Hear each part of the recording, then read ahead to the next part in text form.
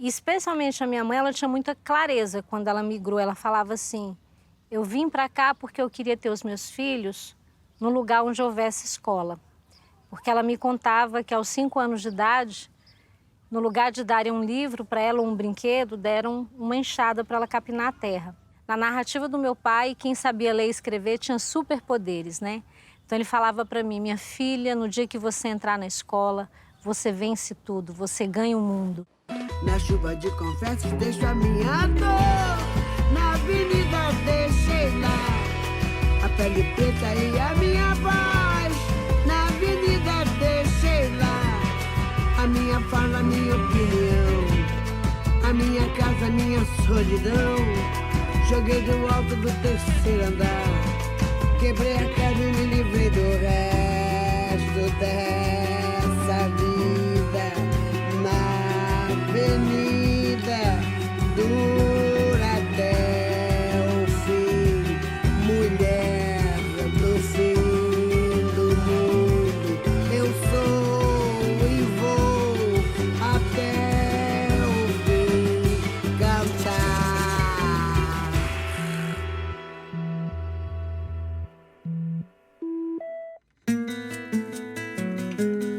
Meu nome é Tabata Amaral.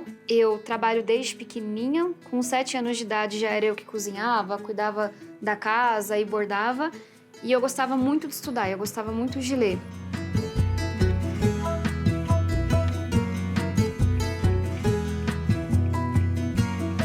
Meu pai foi um estivador no Porto de Santos. Minha mãe, até casar com meu pai, foi empregada doméstica. Eu trago muito um pouco dos dois, assim. Essa coisa do meu pai batalhar pra gente estudar desde cedo, a minha mãe pra gente ter autoestima, pra gente se gostar.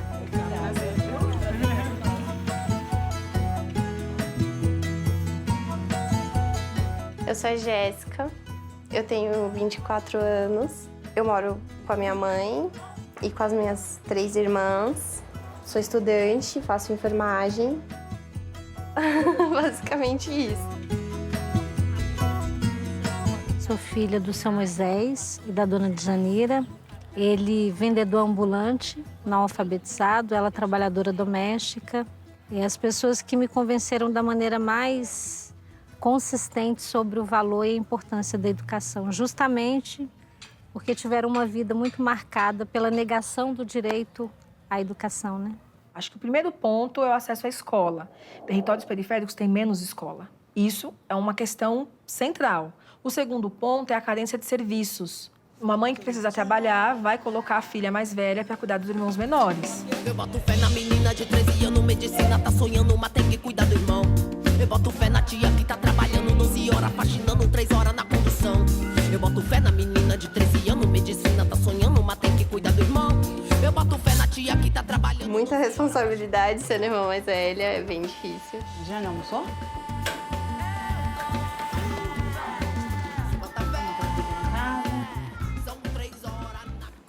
Quando eu entro para a escola, eu já sou uma criança muito marcada pelo racismo. E como eu não tinha repertório para entender aquilo, eu fui me tornando uma criança silenciosa, porque eu não sabia por que aquilo acontecia e eu comecei a imaginar que eu devia estar fazendo alguma coisa errada. As crianças, elas me zoavam, era coisa de escola, né? Que é horrível, mas é a verdade. A minha mãe nunca alisou o meu cabelo.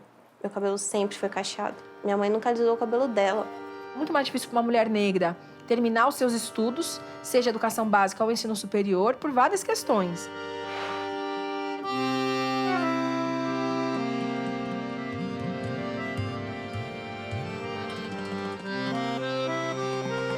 E um belo dia, eu sentada na última carteira, apesar de todos os esforços que eu fazia para ser invisível, ela me notou e me chamou até a mesa dela. E eu imaginei o pior possível, né? E, para minha surpresa, quando eu chego até a mesa dela, ela não quer me dar bronca, ela não quer me bater, ela não quer me expor, ela me coloca no colo. E aquilo foi tão forte que ali no colo dela, internamente, né, eu disse para mim mesma, eu não quero ser invisível, eu quero ser professora.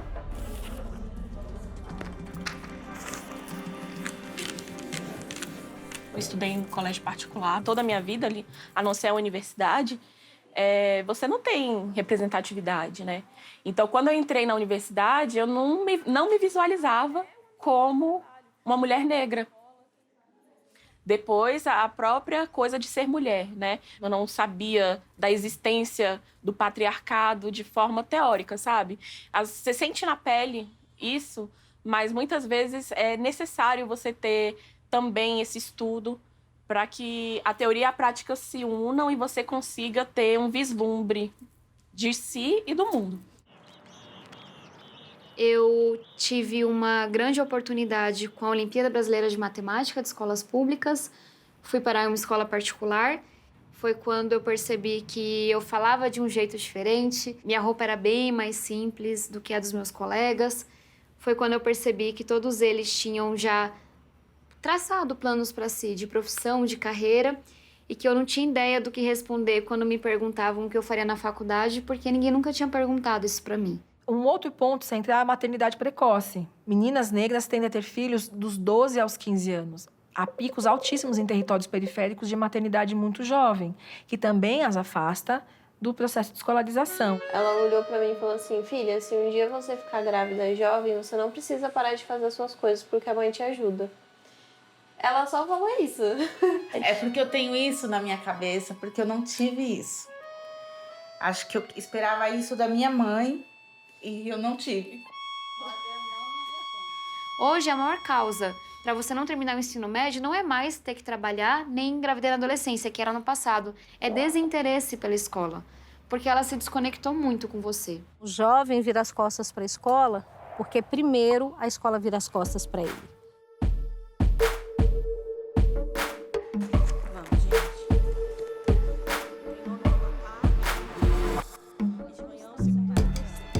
Quando o meu aluno se sente reconhecido, respeitado, quando ele tem a chance de falar sobre as questões que o estão incomodando dentro da escola, quando a gente traz o que acontece no entorno dele para compor o trabalho pedagógico, ele tem um desempenho acadêmico muito melhor, porque além de acessar determinados conteúdos, ele consegue olhar para aquilo de maneira crítica, né?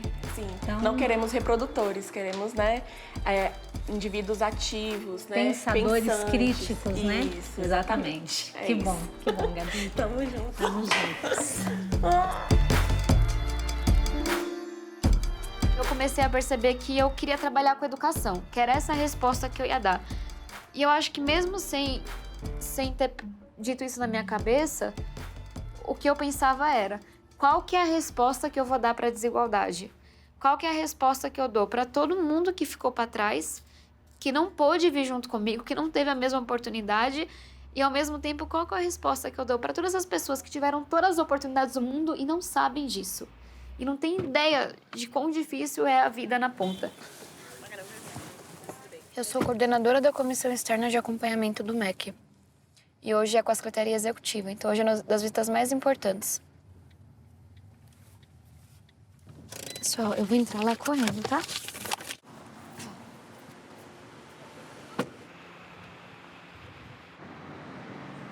Eu tinha ouvido os teóricos, chegou uma hora que eu precisava ouvir os meus alunos. E aí eu fui me aproximando deles nessa perspectiva de saber do que eles gostam, sobre o que eles conversam, o que os mobiliza, o que vai ser capaz de engajá-los. E aí eu criei uma conta numa rede social para usar como ferramenta pedagógica para me comunicar com os meus alunos, com os estudantes. E eu me dei conta de que, de fato, nós somos sujeitos sócio-históricos, então aquilo que nós sentimos, a maneira como nós agimos, aquilo que nós pensamos, é resultado de um caldeirão de informações, representações, um monte de coisa que vai forjando a nossa identidade.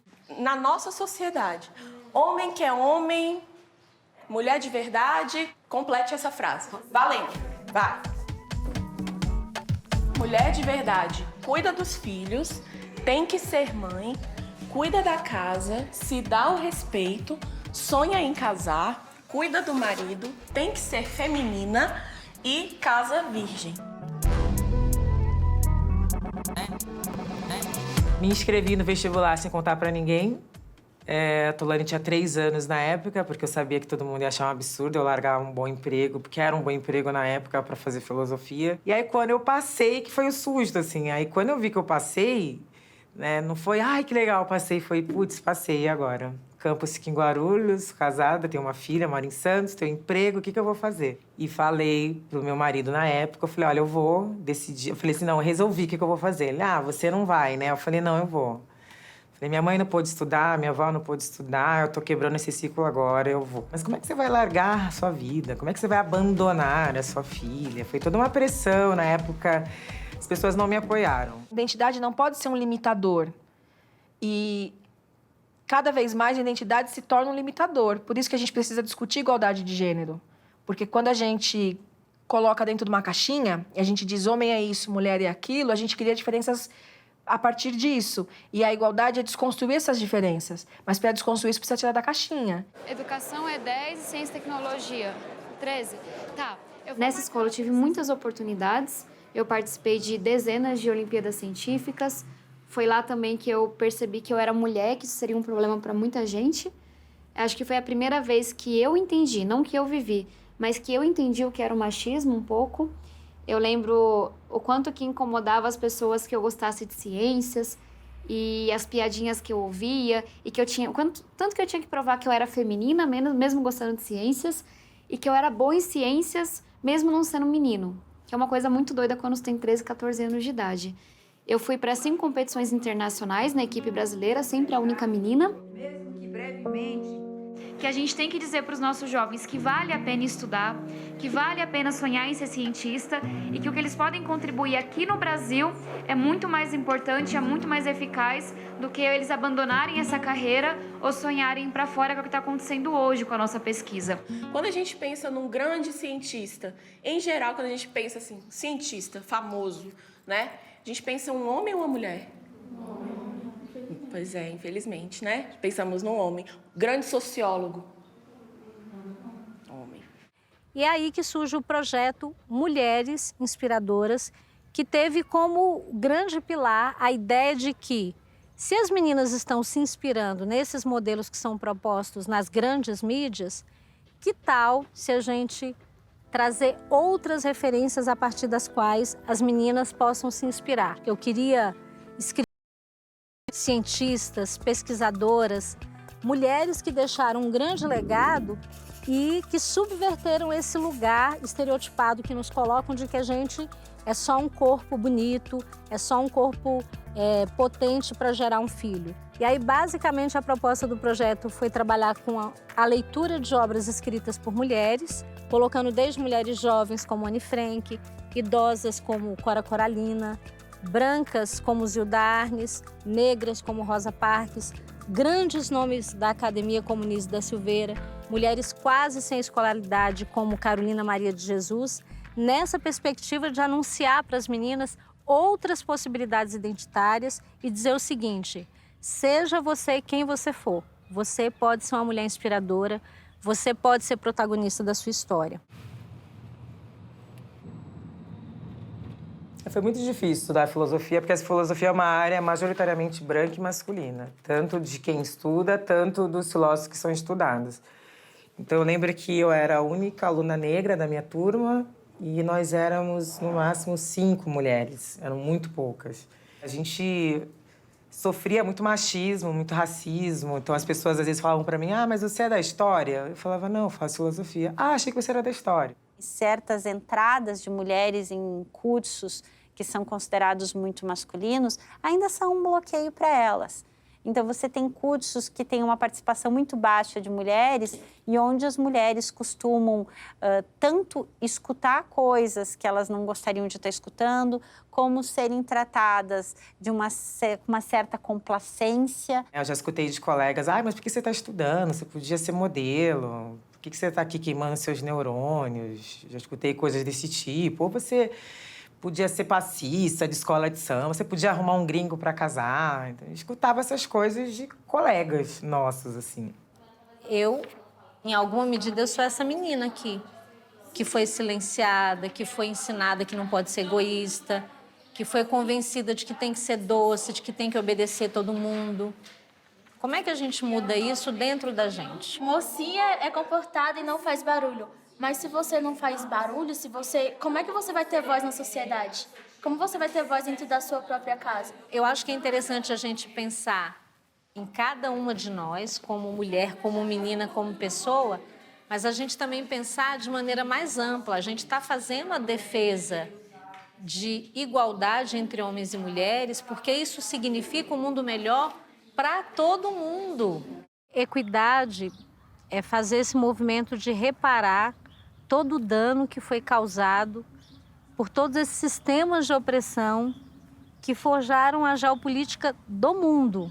É impossível você falar da existência do mundo e de modernidade, por exemplo, sem se reportar aos sistemas de opressão como o racismo, como o machismo, né, como o sexismo.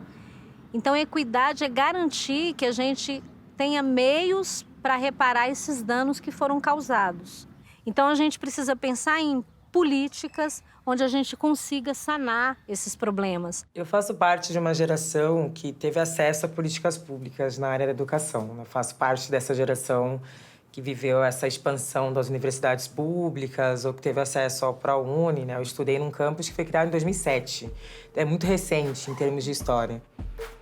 Para pagar a faculdade, eu trabalhei como auxiliar de serviços gerais, então o que significava servir café, limpar a empresa. Mesmo eu fazendo faculdade, tendo inglês, o único emprego que eles me arrumaram foi esse.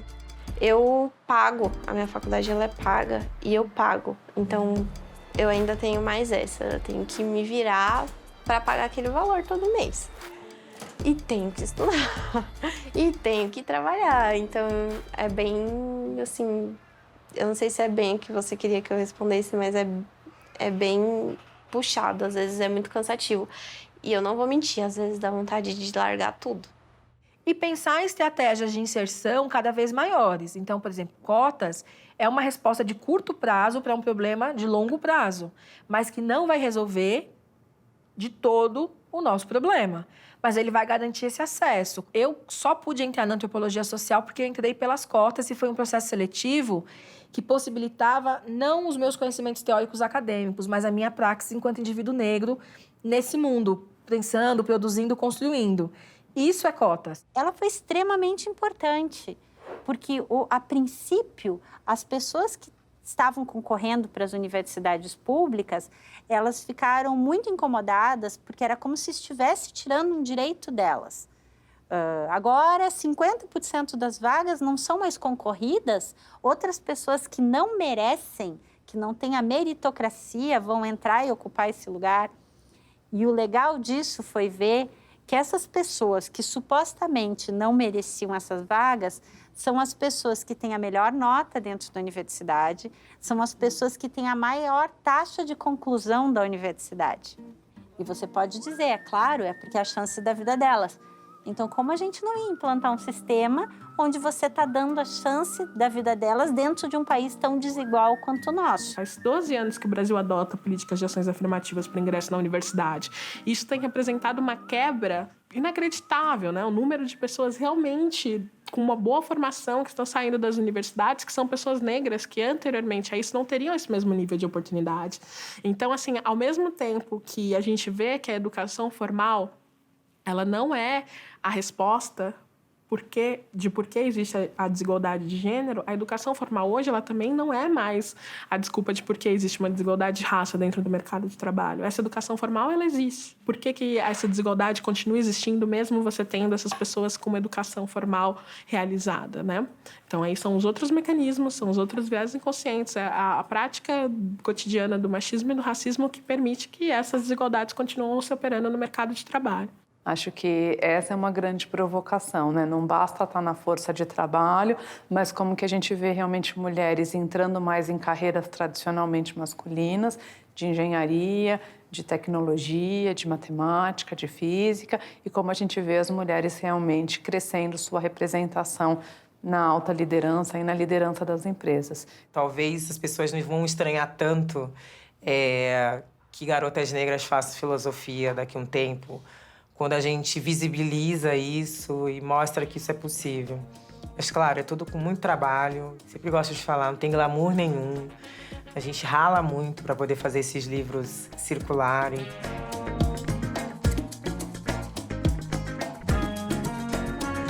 Hoje eu posso estar ajudando a pavimentar, talvez, estradas para algumas meninas, porque outras mulheres também pavimentaram para mim, né? Então, isso eu acho que é fundamental. Agradecer a Jamila, e não canso de dizer que esse livro é invenção dela, não minha. E quem conhece a Jamila sabe que se ela botou na cabeça que ela vai fazer, né? Representatividade importa pra caramba. Em todos os âmbitos, a gente olhar para a escola como um ambiente não só que fale sobre desigualdade de gênero, que fale sobre a violência e várias coisas, mas que também fale sobre representatividade, que dê luz às mulheres cientistas, que dê luz às mulheres artistas, que dê luz às mulheres políticas, simplesmente para que as meninas possam ver mais de si em posições de poder. A professora Gabi, a professora Vivi veio aqui na quarta-feira, aí tava explicando, vai ser gravado, câmera e tal. Eu fiquei, meu Deus, eu já fiquei imaginando lá em casa. Falei, meu Deus, a gente vai ser gravada, vai ser boa coisa. Só que aí eu cheguei aqui na escola, aí eu observei que quem tá com as câmeras, quem tá com esses microfones assim, é mulher. É tudo mulher. Aí eu fiquei, meu Deus do céu, quebrou totalmente as minhas expectativas. Eu acho que o nosso trabalho com educação também é muito esse. É ampliar repertório, é ampliar horizontes. Eu acho que a gente só deseja o que a gente conhece. Então a escola também precisa ser esse espaço onde eu vou ampliar as possibilidades identitárias das meninas, dizendo que elas podem ir muito mais longe, que aquela quebrada ali é identitária, vai acompanhá-la para onde ela for, mas ela pode transcender aquele espaço geográfico e conquistar o mundo, né? Fascinando 3 horas na condução. Eu boto fé na menina de 13 anos, medicina tá sonhando, mas tem que cuidar do irmão. Eu boto fé na tia que tá trabalhando 12 horas, fascinando 3 horas na condução. Cê bota fé que ela não costuma falhar. Bote fé.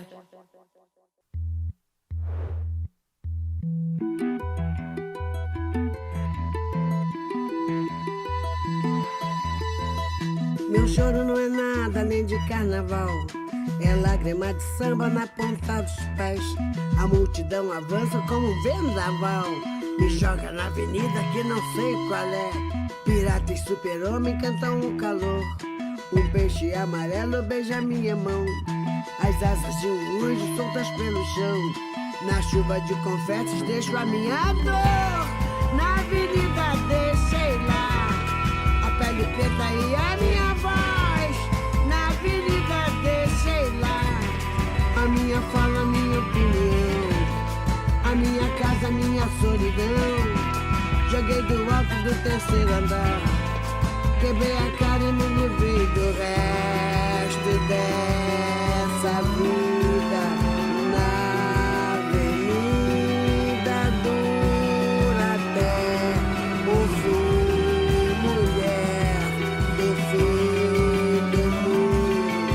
Eu sou, eu vou até o fim cantar.